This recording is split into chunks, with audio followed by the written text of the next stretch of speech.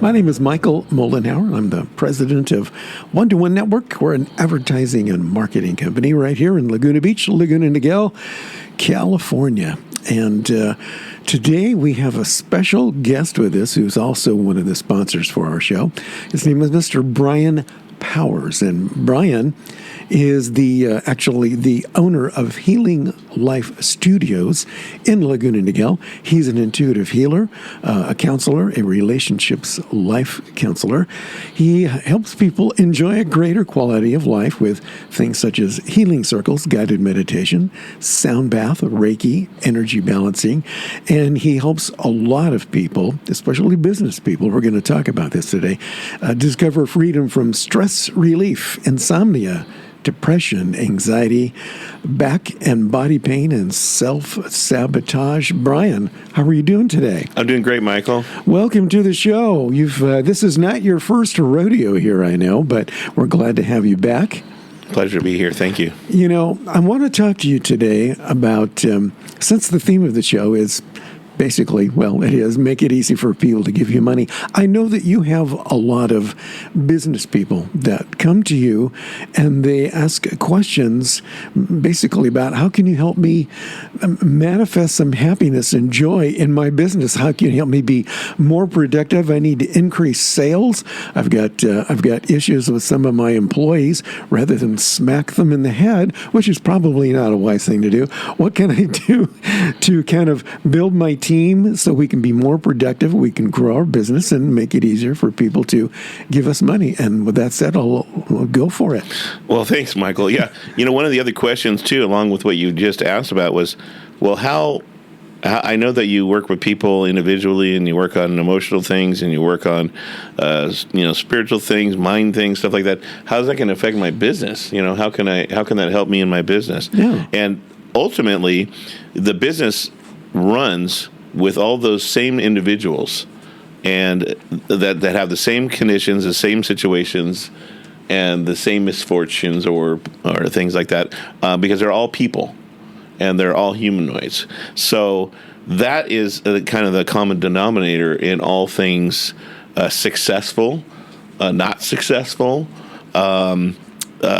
So that's really kind of like how we get into and how I started talking with more and more people about their businesses was coming from a one-on-one conversations about their personal experiences. But then the business, things started to come in, and not only have I've owned my own business, several businesses, but my own business for over 35 years.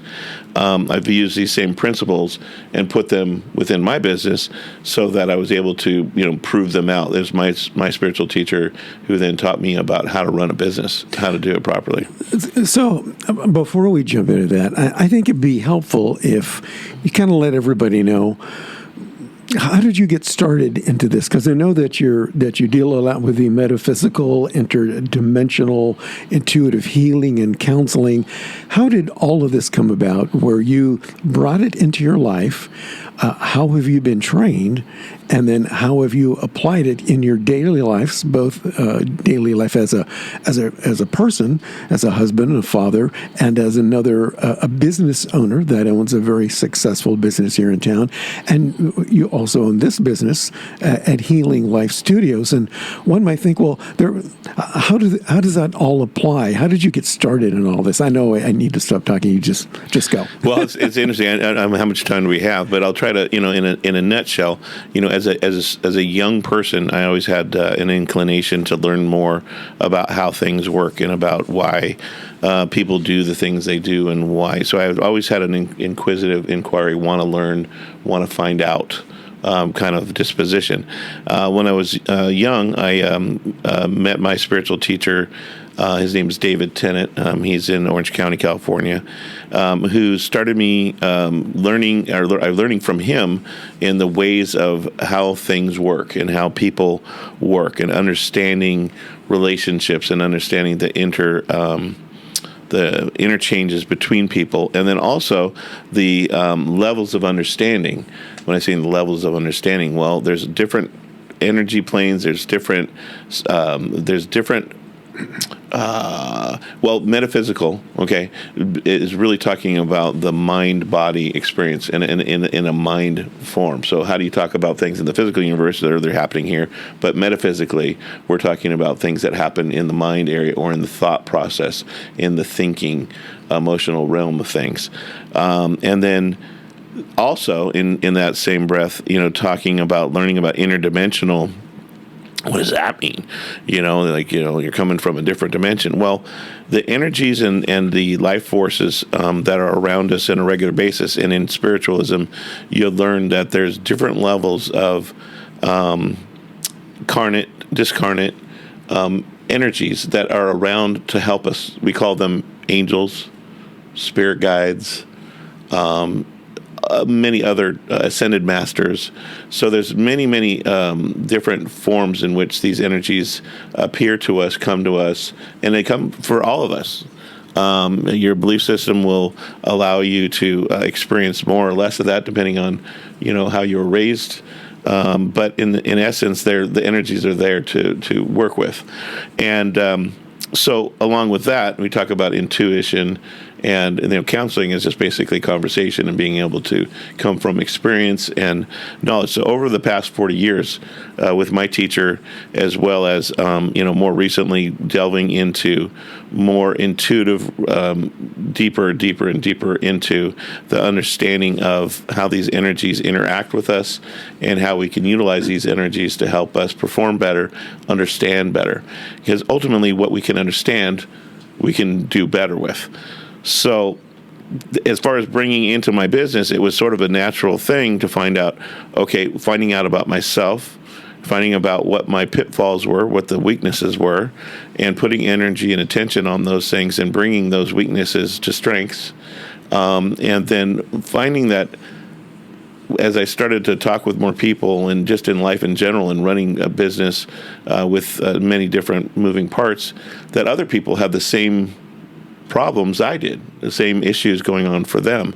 So it was easier for me to relate in a business sense, being the owner or the manager or the operator, to be able to talk with people and over the years be able to help them move through some of the things that I was working on myself or I had already worked on, to give them benefit and to be able to be a more productive member of the workforce, of the team. And that worked out pretty well, to the degree that I knew that I wanted to help other people even as a young kid. I knew that I wanted to become a doctor or some type of health professional to help other people and to make things better in the lives of others. So ultimately, with the childhood dream and intention, and then the learning experiences, and then the growth of having a family for 30 years, 4 kids, I learned a lot of things in that arena as well as 35 years of a business. That's kind of how I got kind of into the business I'm in now. Well, that sounds good. So you do have a studio here in Laguna Niguel. Yes. Yeah, in South Orange County. It's here in Laguna Niguel. We hold sessions here, and we have other private events as well. So I see there's drums hanging on the wall, and there's a gong, and there's some bowls.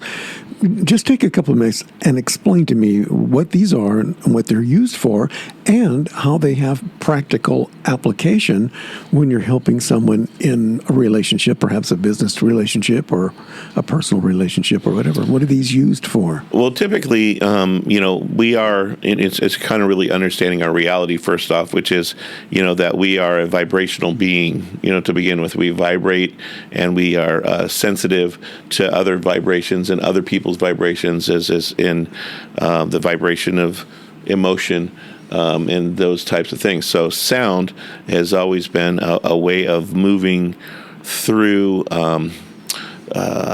helping the vibration of sound helps you move through certain things that might be stuck in a physical sense within the body, and provides an awareness that you wouldn't necessarily have if you didn't go through the experience. So vibrationally, when you're working with the bowls, or you're working with a gong, or you're working with the chimes or other instruments, it's it's helping the body to release and kind of jumble the vibrational inside of your body, so that's where things get locked away and kind of hidden. No, I don't have any problems. I don't have anything going on. And our body has a tendency, and our mind, to put those things away because they don't want to have or re-experience a ill feeling, a poor feeling, a bad feeling, or something that doesn't work.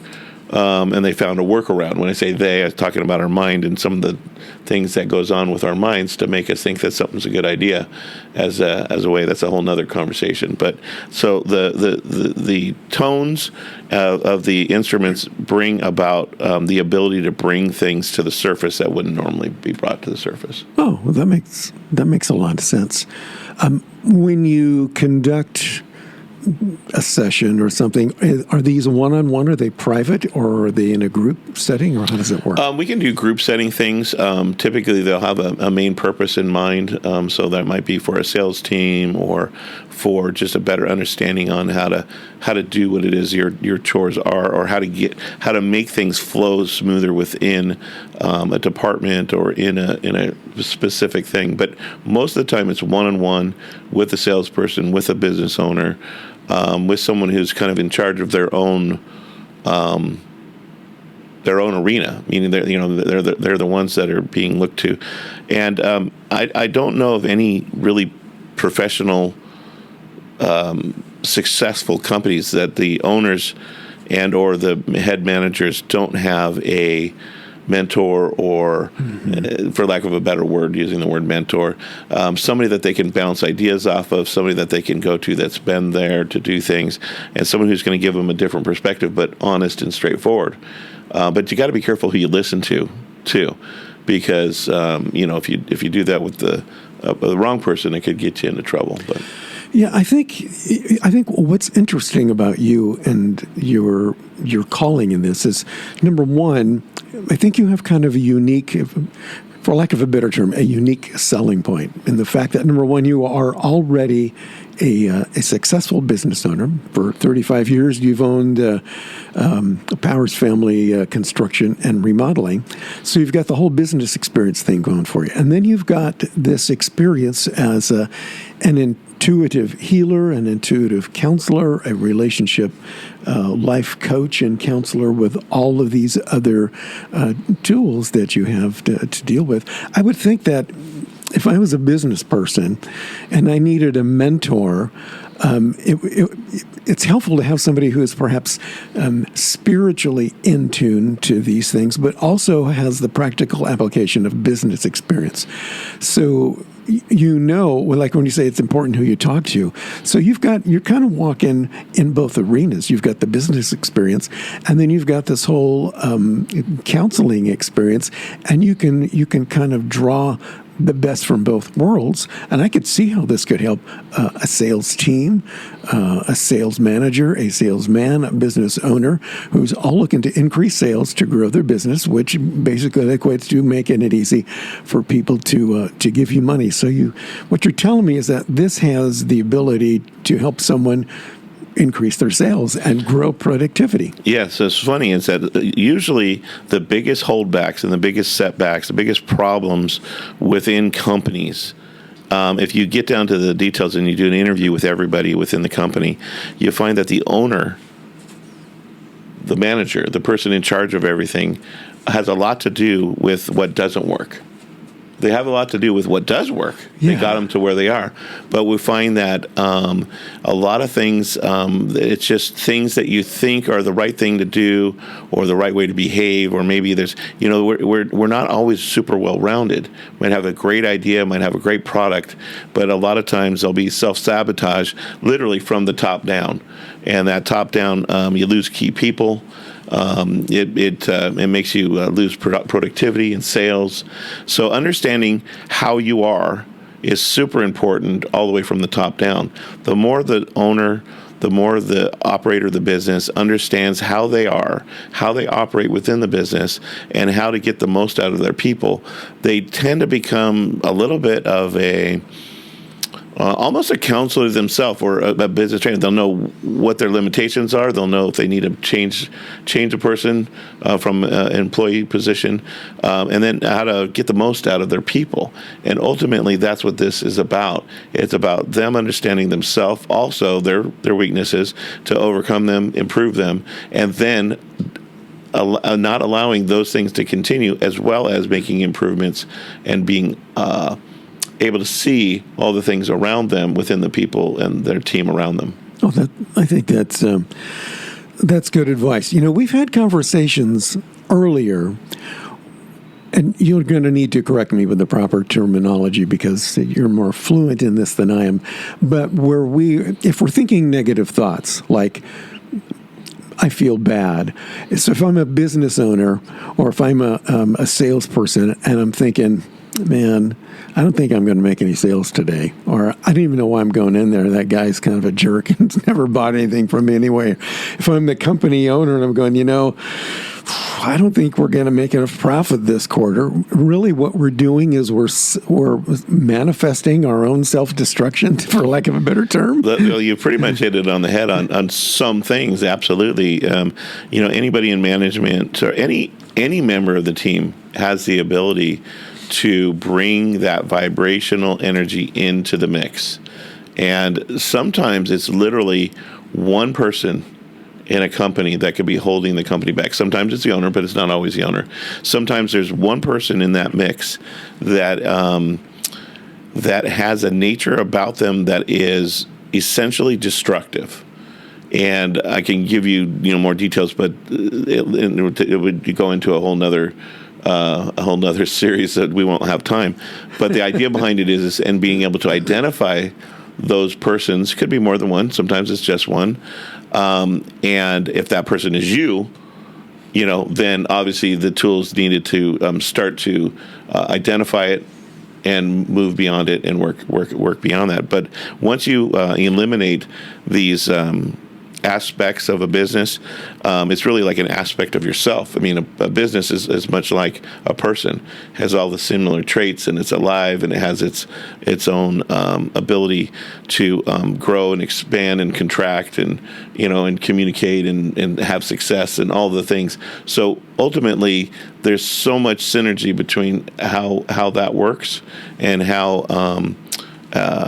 spirituality works. When I say spirituality, you don't even need to be super spiritual to implement these things and to make your life better and to make your business better.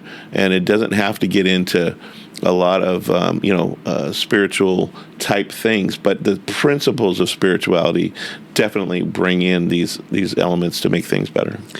So what are some of those principles? How do I avoid the negative and keep my mindset on the positive, perhaps even if I'm going through something that's really stressful? I had a fight with my wife. My kids are being obstreperous. Business is not good. I'm not feeling very good. Well, I take all that to work. Yeah. See, ultimately, that we've got to be able to do our best to separate, compartmentalize things like that in order to operate, in a proper manner when we're being paid for our time and our services. So it would depend on the who I'm talking to about these particular things.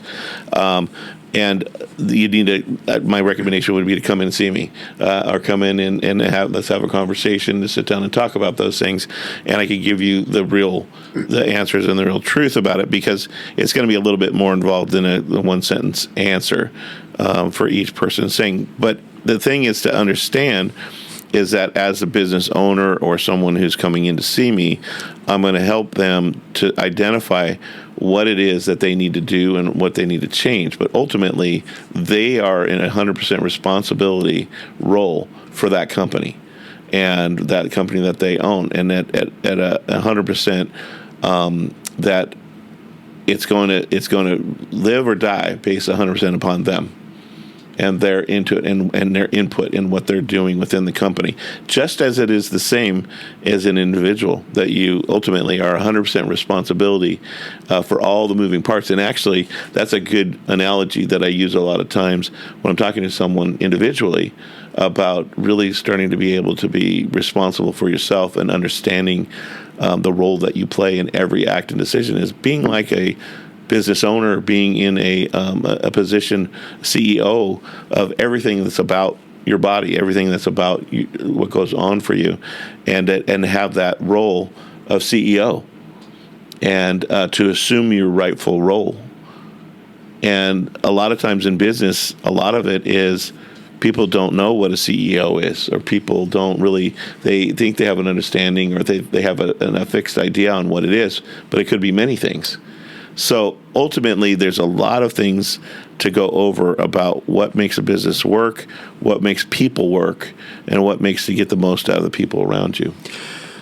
So let's say, for sake of this conversation, that I'm a business owner who's come to you, and let's say I'm generic.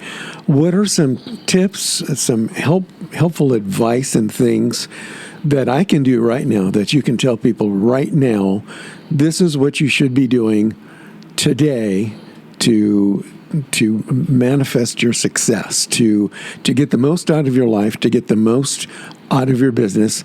Do these 3 or 4 things, and your life will be great. Ready, go. Okay.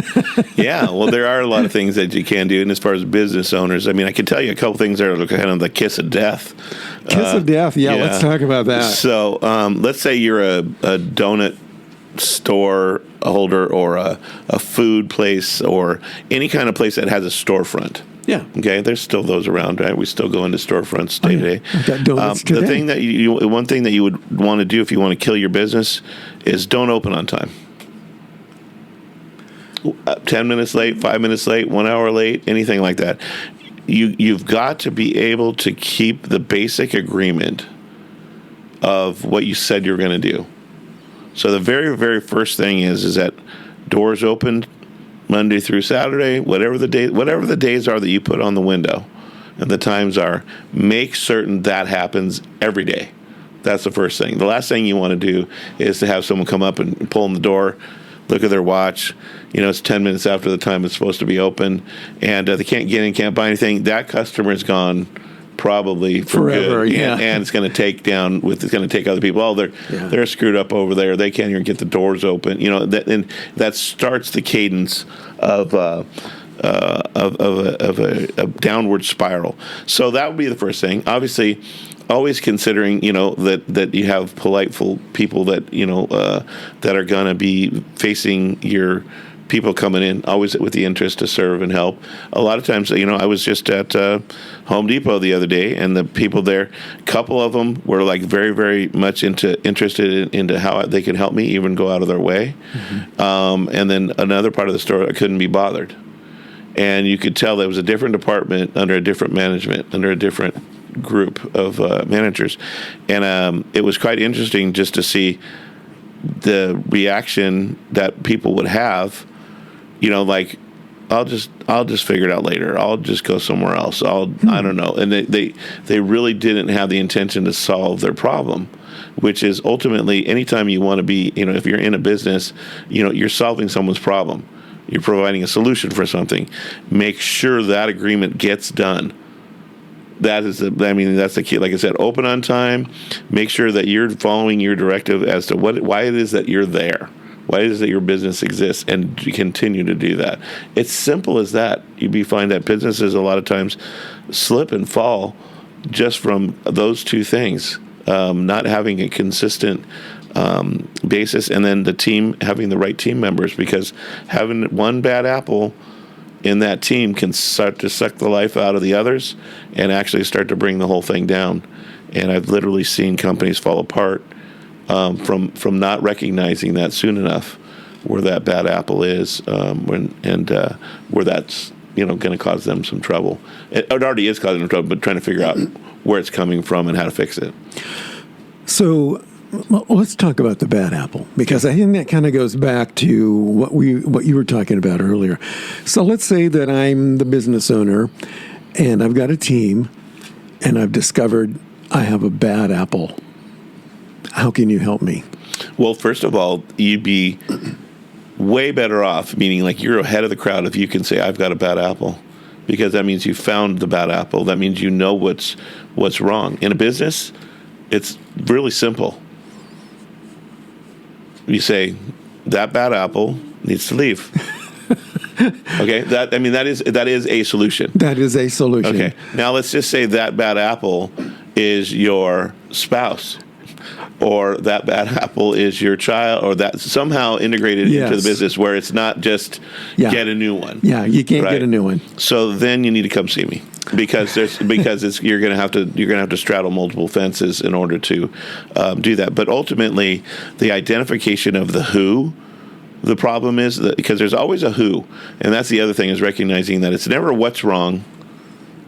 Oh, blah blah blah. This thing. No, it's a who's wrong.